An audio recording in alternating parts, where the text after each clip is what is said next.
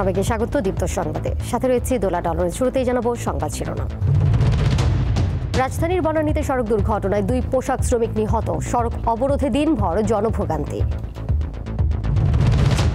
ধর্ষণে অভিযুক্তদের দ্রুত বিচারের দাবিতে উত্তাল সারা দেশ।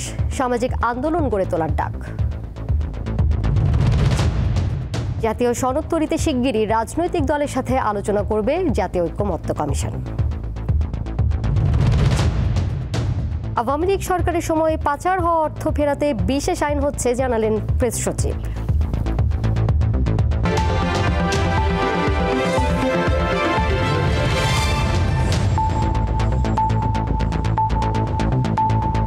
রাজধানীর বনানীতে সড়ক দুর্ঘটনায় 2 পোশাক শ্রমিক নিহতের ঘটনায় ঘাতক পিকআপ জব্দ করেছে পুলিশ।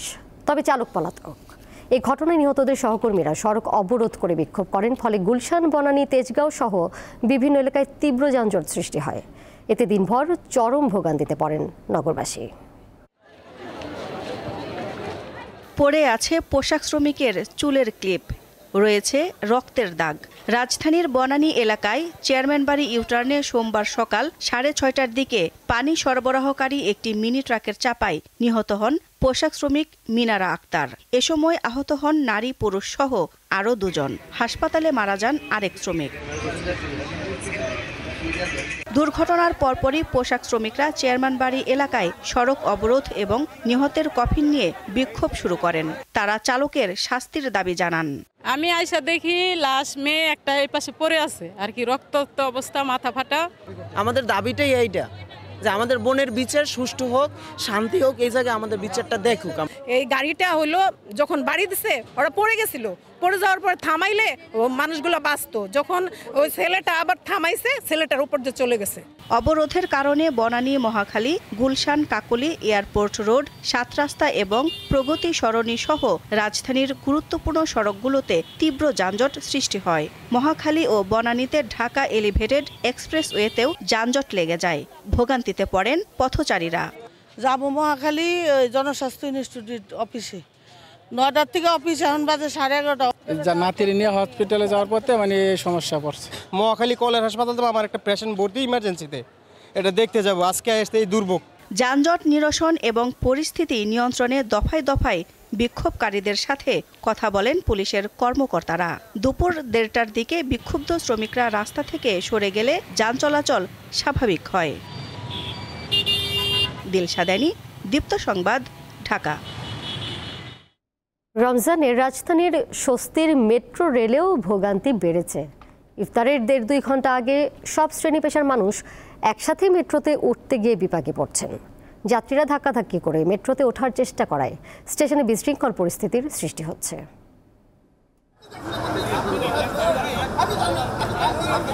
পরন্তু বিকালে অনেকটা ক্লান্ত রোজাদাররা। বাইরের তাপমাত্রা 32 ডিগ্রি সেলসিয়াসের ওপরে, নিচের সড়কে তীব্র জট। এমন পরিস্থিতিতে যোগাযোগের সহজ ও প্রশান্তির যাত্রা মেট্রো রেল। তাই গন্তব্যে পৌঁছাতে বাকবিতণ্ডায় জড়াচ্ছেন যাত্রীরা। ফলে স্টেশনে দেখা দেয় বিশৃঙ্খল পরিস্থিতি। মিনিটের পর মিনিট মেট্রো রেলের জন্য ঠায় দাঁড়িয়ে থাকলেও ট্রেনে উঠতে বারবার ব্যর্থ হচ্ছেন যাত্রীরা। মেট্রো রেলের জন্য ঢাকাবাসী সুবিধা পেলেও রমজানে ইফতারের আগে ভিড় ঠেলে মেট্রো রেলে ওঠা যেন এক দুঃস্বপ্ন। ইফতারের 2 থেকে 1.5 ঘন্টা আগে মেট্রো রেলে তিল ধারণের ঠাঁই থাকে না। সিরিয়াল তো কেউ মেনটেন করছে না, পাশাপাশি যে যার মতন গায়ের জোর দিয়ে আর কি আগে ওঠার চেষ্টা করতেছে। উঠতে গেলে আর কি পিছন থেকে ধাক্কা দেয়। আমি যেমন তেমন আমার বাচ্চার মানে একটা অ্যাক্সিডেন্ট হয়ে যেতে পারে, যার কারণে আমি লাইনে দাঁড়াচ্ছি না। যাত্রীরা ঠিক মতন কথা শুনে না, উল্টা আমাদের উপরে চাপ সৃষ্টি করে। এই রাশ আওয়ারটা কোনোভাবে ব্যাকআপ দেওয়া যায়, আই গেস জেনারেল পিপলদের জন্য খুবই স্বস্তিদায়ক। স্বয়ংক্রিয় দরজা বন্ধ হওয়ার যেন পথ নেই। ট্রেন আসলেই হুড়োহুড়ি লেগে যায় যাত্রীদের মধ্যে। যাত্রীরা ট্রেন বা বগির সংখ্যা বাড়ানোর দাবি জানালেও স্টেশনের দায়িত্বরতরা বলছেন ইফতারের পর স্বাভাবিক হয়ে যায় মেট্রোর কার্যক্রম। 3টার পর থেকেই আসলে প্রেশারটা অনেক বেশি, ইফতারের আগ পর্যন্ত এই সময়টা আসলে প্রচুর ক্রাউড থাকে। এরপরে ইফতারের পরে আবার স্বাভাবিকের থেকেও অনেক কম মানুষ আসলে উপস্থিতি থাকে। যে কোনো ধরনের দুর্ঘটনা ও যাত্রী সেবা নিশ্চিতে অতিরিক্ত জনবল নিয়োগ দেওয়া হয়েছে বলেও জানান এই কর্মকর্তা। নূর আলম, দীপ্ত সংবাদ, ঢাকা। ধর্ষণে অভিযুক্তদের দ্রুত বিচার ও দৃষ্টান্তমূলক শাস্তির দাবিতে সোমবার উত্তাল ছিল ঢাকা বিশ্ববিদ্যালয়ে। দিনভর প্রতিবাদ কর্মসূচি পালন করেন শিক্ষার্থীরা। ধর্ষণ রোধে সামাজিক আন্দোলন গড়ে তোলার উপর গুরুত্ব আরোপ করেন তারা। স্বরাষ্ট্র উপদেষ্টার পদত্যাগের দাবি জানান বিক্ষুব্ধ ছাত্রছাত্রীরা। মাগুরায় ৮ বছরের শিশু ধর্ষণের ঘটনায় বিভিন্ন মহলে তীব্র প্রতিবাদ হচ্ছে। বিশেষ করে বিশ্ববিদ্যালয়ের শিক্ষার্থীরা রাত দিন বিক্ষোভ করছেন। এরই অংশ হিসেবে সোমবারও ঢাকা বিশ্ববিদ্যালয়ে অভিযুক্তদের দৃষ্টান্তমূলক শাস্তি ও নারী শিশুর নিরাপত্তার দাবিতে সরব হন শিক্ষার্থীরা। বিভিন্ন বিভাগ ও ছাত্র সংগঠনের ব্যানারে মানববন্ধন ও প্রতিবাদ কর্মসূচিতে অংশ নিয়ে সব ধর্ষণের বিচারের দাবি জানান তারা। জানি যে এই লোকটা ধর্ষণ করেছে, কিন্তু তার কোনো শাস্তি আমরা এখন পর্যন্ত বাস্তবায়িত হতে দেখিনি। যে ধর্ষণ হয়েছে তারই বিয়ে হবে না, সেই বরং বঞ্চিত হবে। এই জিনিসটা আমরা আসলে এটার পরিবর্তন চাচ্ছি। মামলা হচ্ছে, পরে কয়দিন জেলের পরে ছেড়ে দেওয়া হচ্ছে। এটাতেই তো ধর্ষকটা পার পেয়ে যাচ্ছে। আইন শৃঙ্খলার সঠিক প্রয়োগ করতে হবে। আইন যে নেই তা তো না, আমাদের আইন আছে, কিন্তু সেটা প্রয়োগ কোথায়? শিক্ষার্থীরা বলেন, বিচারহীনতার সংস্কৃতি ধর্ষণ বেড়ে যাওয়ার অন্যতম কারণ। তাই আইন শৃঙ্খলা রক্ষাকারী বাহিনীকে এ ব্যাপারে কার্যকর পদক্ষেপ নিতে হবে। মানুষের নিরাপত্তা নিশ্চিতে স্বরাষ্ট্র উপদেষ্টা ব্যর্থ বলে মন্তব্য করেন তারা। বিচার তারা করতে পারেনি, তাই আমরা বলতে চাই অবিলম্বে স্বরাষ্ট্র উপদেষ্টাকে এখানে পদত্যাগ করতে হবে। জনমানুষ একসাথে না হলে কোনো কিছু হয় না, কোনো ধরনের বিচার পাওয়া সম্ভব হয় না। কেন তাহলে প্রশাসনে কেন বসে আছে তারা? বিচারহীনতা একই ধরনের নির্লিপ্ততা রাষ্ট্রের দিক থেকে, এটাকে আমরা পরিকল্পিত মনে করি। মানববন্ধন শেষে আবারও ক্যাম্পাসে মিছিল করেন ঢাকা বিশ্ববিদ্যালয়ের শিক্ষার্থীরা। আজিজুল ইসলাম, দীপ্ত সংবাদ, ঢাকা। নারী ও শিশু ধর্ষণের প্রতিবাদে বিক্ষোভ হয়েছে দেশের বিভিন্ন জেলায়। এতে শিক্ষার্থীদের সাথে যোগ দেয় সাধারণ মানুষ। সকল ধর্ষক ও তাদের সহযোগীদের প্রকাশ্যে মৃত্যুদণ্ডের দাবি জানান বিক্ষোভকারীরা।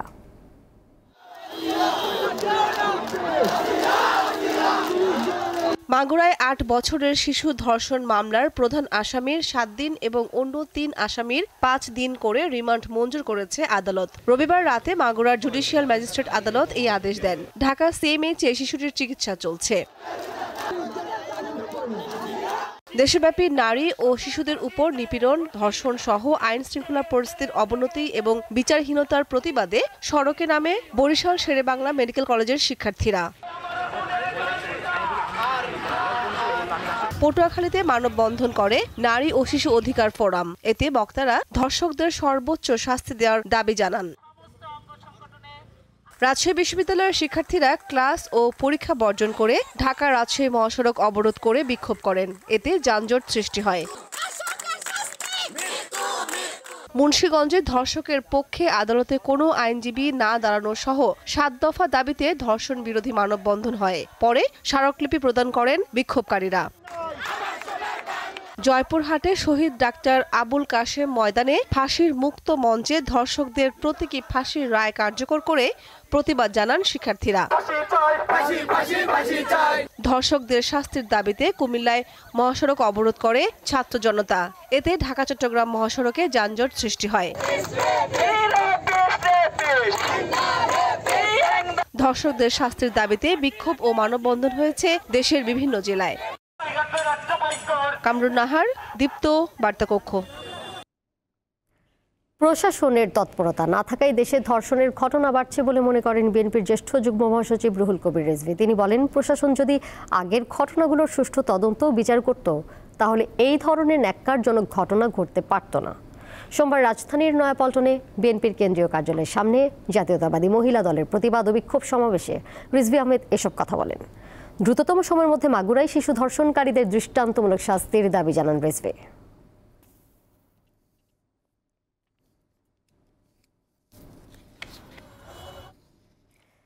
দেশের বিভিন্ন স্থানে ধর্ষণ ও নারী নিপীড়নের ঘটনায় সাধারণ মানুষের পাশাপাশি ক্ষুব্ধ শিল্পীরাও ধর্ষণের ঘটনায় আসামিদের দ্রুত বিচারের দাবি জানিয়েছেন তারা।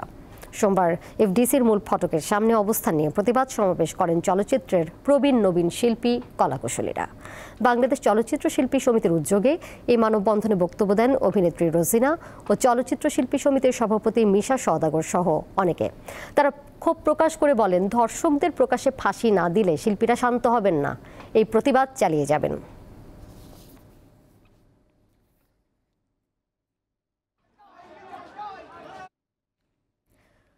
দ্রুত একটি জাতীয় সনদ তৈরি করতে রাজনৈতিক দলগুলোর সঙ্গে আলোচনা শুরু করতে চায় জাতীয় ঐক্যমত্য কমিশন। সোমবার জাতীয় সংসদ ভবনে সংবাদ সম্মেলনে জাতীয় ঐক্যমত্য কমিশনের সহ সভাপতি অধ্যাপক আলী রিয়াজ আরও জানান, সংস্কারের জন্য বিভিন্ন ক্ষেত্রে গুরুত্বপূর্ণ 166টি সুপারিশের বিষয়ে 34টি রাজনৈতিক দল ও জোটের কাছে 13 মার্চের মধ্যে মতামত চাওয়া হয়েছে। জাতীয় সংসদ ভবনের এলডি হলে সোমবার সংবাদ সম্মেলনের আয়োজন করে জাতীয় ঐক্যমত্য কমিশন। এতে অংশ নেন জাতীয় ঐক্যমত্য কমিশনের সদস্যরা। সংবাদ সম্মেলনে জানানো হয়, রাষ্ট্র সংস্কারে অন্তর্বর্তী সরকার 11টি সংস্কার কমিশন গঠন করে। এর মধ্যে সংবিধান, নির্বাচন ব্যবস্থা, বিচার বিভাগ, জনপ্রশাসন, দুর্নীতি দমন কমিশন এবং পুলিশ সংস্কারের জন্য গঠিত 6টি কমিশন তাদের সুপারিশ সরকারের কাছে জমা দেয়।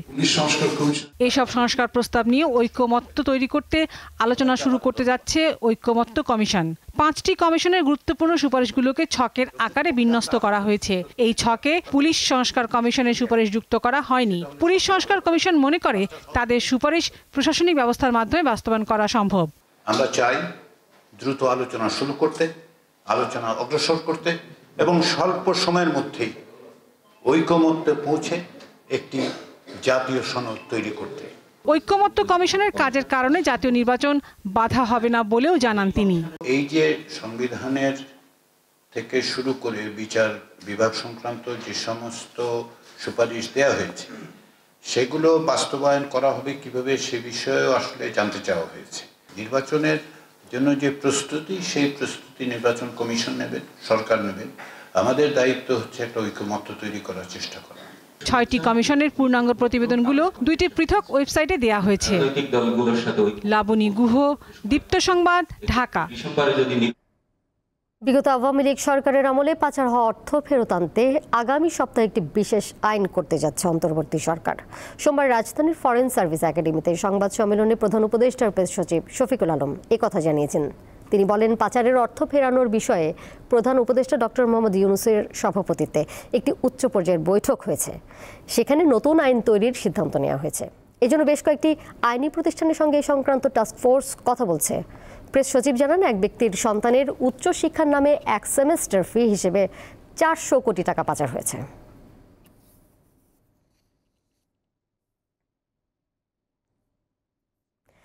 এবার আরএফএল ওয়ারড্রপ ঈদ বাজার।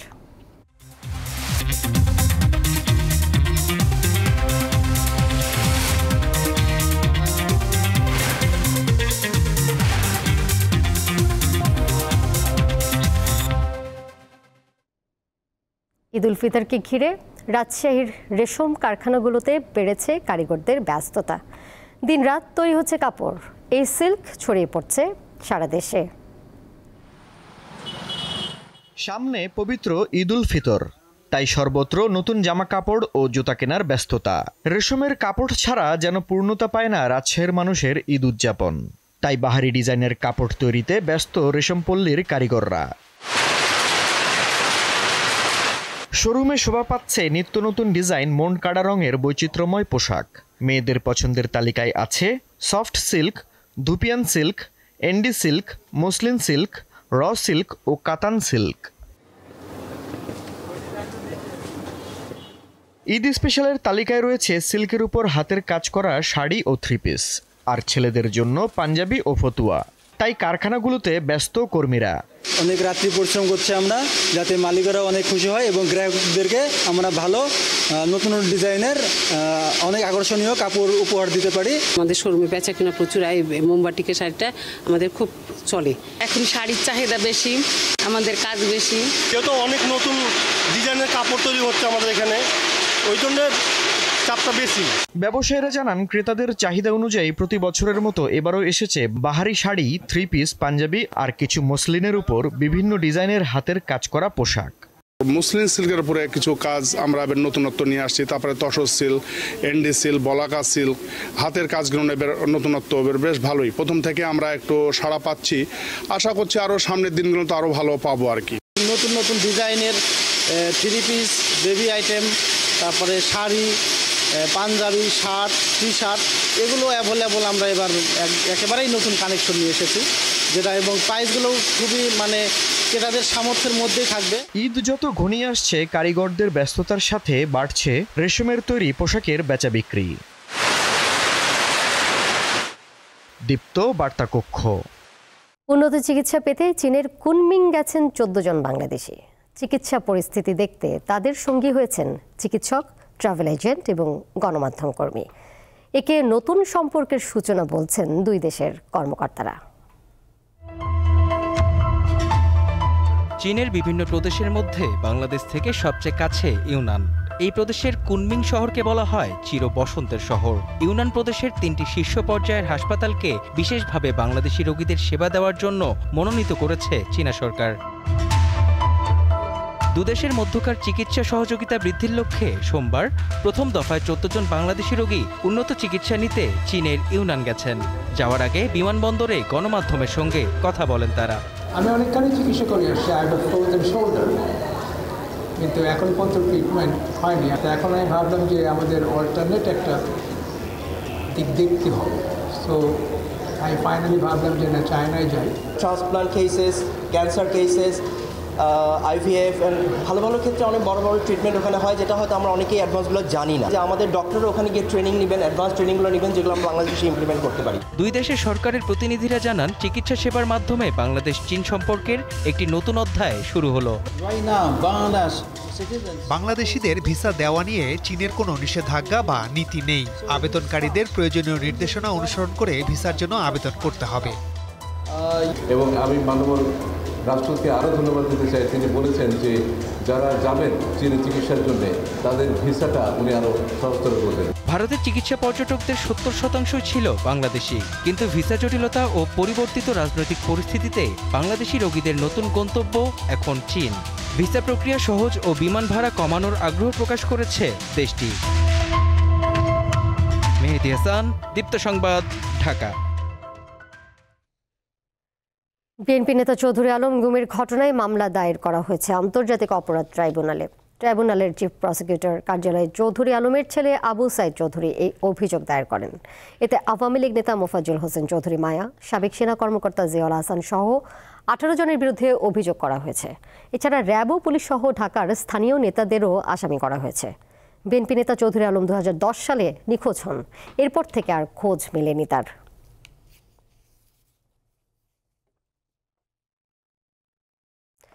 টাঙ্গাইলের সাবেক এমপি জওয়াহিরুল ইসলামের বাড়ি দখলের মামলায় বৈষম্য বিরোধী ছাত্র আন্দোলনের সাবেক সমন্বয়ক মিষ্টির 4 দিনের রিমান্ড মঞ্জুর করেছে আদালত। সোমবার সিনিয়র জুডিশিয়াল ম্যাজিস্ট্রেট আদালতের বিচারক গোলাম মাহবুব খান এই রিমান্ড মঞ্জুর করেন। রবিবার রাতে নিজ বাসা থেকে তাকে গ্রেপ্তার করা হয়। জওয়াহিরুল ইসলামের স্ত্রী রওশনারা খান বাদী হয়ে টাঙ্গাইল সদর থানায় মামলা করেছেন। এতে আসামি হিসেবে মারিয়াম মুকাদ্দাস মিষ্টি সহ আরও কয়েকজনকে আসামি করা হয়। মামলার এজাহারে উল্লেখ করা হয়েছে 8 মার্চ টাঙ্গাইল শহরে অবস্থিত 5তলা বাড়ি দখলে নেন মারিয়াম মুকাদ্দাসের নেতৃত্বে 8-9 জন।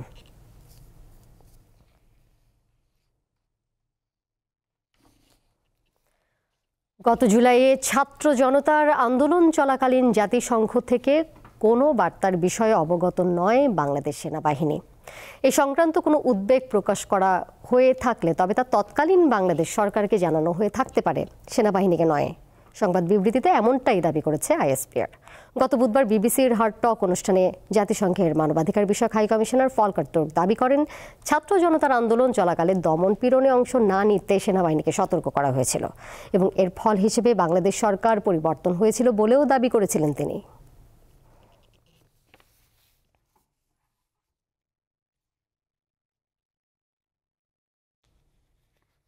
নেত্রকোনার খালিয়াজুড়িতে মাছ শিকারকে ঘিরে 2 পক্ষের সংঘর্ষে নিখোঁজ 3 জনের মরদেহ ধনু নদে পাওয়া গেছে। পুলিশ জানায়, গত শনিবার খালিয়াজুড়ির রসুলপুর ফেরিঘাট এলাকায় নদী পারাপারকে কেন্দ্র করে স্থানীয় জগন্নাথপুর ও রসুলপুর গ্রামের লোকজনের সাথে মাছ শিকার করতে যাওয়া লোকজনের সংঘর্ষ হয়। এ সময় অন্তত শতাধিক পিকআপ, অটোরিকশা, সিএনজি ভাঙচুর সহ তাতে অগ্নিসংযোগের ঘটনা ঘটে। তখন মদন উপজেলার রোকন মিয়া, ইয়াসিন মিয়া, আটপাড়ার শহীদ মিয়া ও কেন্দুয়ার হৃদয় মিয়া সহ বেশ কয়েকজন নিখোঁজ হন। পরে আইনশৃঙ্খলা বাহিনীর সদস্যরা পরিস্থিতি নিয়ন্ত্রণে আনে।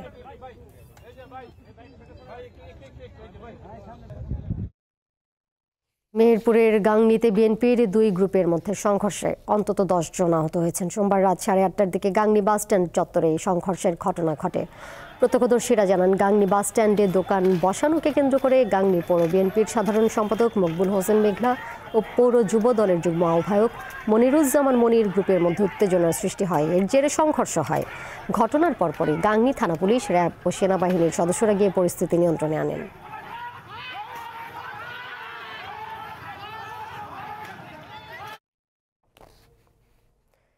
চট্টগ্রামের পশ্চিম বাকুলিয়ায় পরিবারের সদস্যদের নির্যাতনের শিকার ব্যবসায়ী খুল্লেই মিয়াকে উদ্ধার করেছে পুলিশ। তাকে 13 দিন ধরে খাটের সাথে বেঁধে রেখে নির্যাতনের চিত্র সামাজিক যোগাযোগ মাধ্যমে ছড়িয়ে পড়লে এলাকাবাসীর সহযোগিতায় সোমবার তাকে উদ্ধার করে চট্টগ্রাম মহানগর ছাত্রদলের নেতাকর্মীরা পরে খুল্লেই মিয়ার স্ত্রী সন্তানদের বাকুলিয়া থানা পুলিশের কাছে হস্তান্তর করা হয়। তদন্ত করে দোষীদের সর্বোচ্চ শাস্তি নিশ্চিত করার জন্য প্রশাসনের নিকট দাবি জানিয়েছে এলাকাবাসী।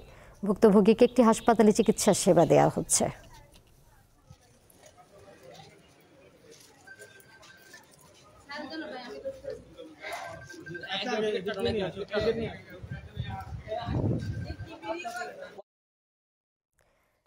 কানাডার নতুন প্রধানমন্ত্রী নির্বাচিত হচ্ছেন মার্ক কার্নি। দেশটির বিদায়ী প্রধানমন্ত্রী জাস্টিন ট্রুডোর স্থলাভিষিক্ত হবেন তিনি। স্থানীয় সময় রবিবার রাতে কানাডার ক্ষমতাসীন দল লিবারেল পার্টি মার্ক কার্নিকে নতুন দলীয় নেতা নির্বাচিত করে। নিয়ম অনুযায়ী এখন তিনি প্রধানমন্ত্রী হবেন। আগামী কয়েকদিনের মধ্যে ট্রুডো তার কাছে ক্ষমতা হস্তান্তর করবেন। দলীয় প্রধান নির্বাচিত হওয়ার পরই যুক্তরাষ্ট্রের প্রেসিডেন্ট ডোনাল্ড ট্রাম্পের সাথে বাণিজ্য যুদ্ধ জয়ের অঙ্গীকার করেন কার্নি।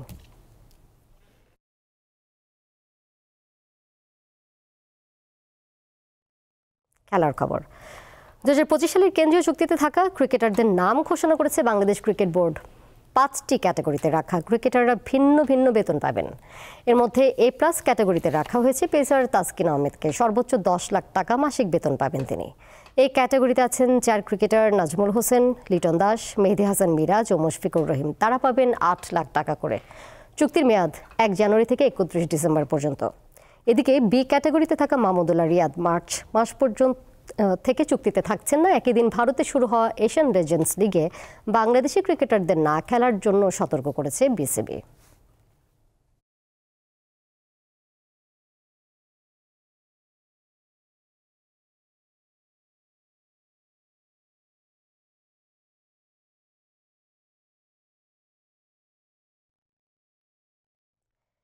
শেষ করব দীপ্ত সংবাদ। যাবার আগে সংবাদ শিরোনাম জানিয়ে দেব আরও একবার।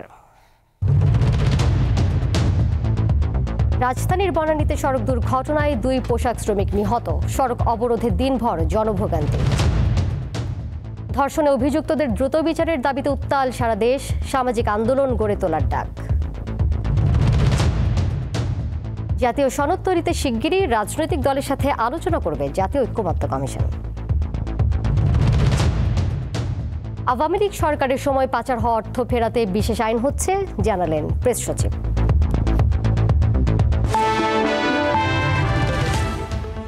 এই ছিল এখনকার মতো। এরই সাথে বিদায় নিচ্ছে আমি দোলা ডলরেস। আরও তথ্য এবং বিনোদনের নানা খবরাখবর জানতে যুক্ত থাকুন দীপ্ত ডিজিটাল প্ল্যাটফর্মে। সবাইকে ধন্যবাদ।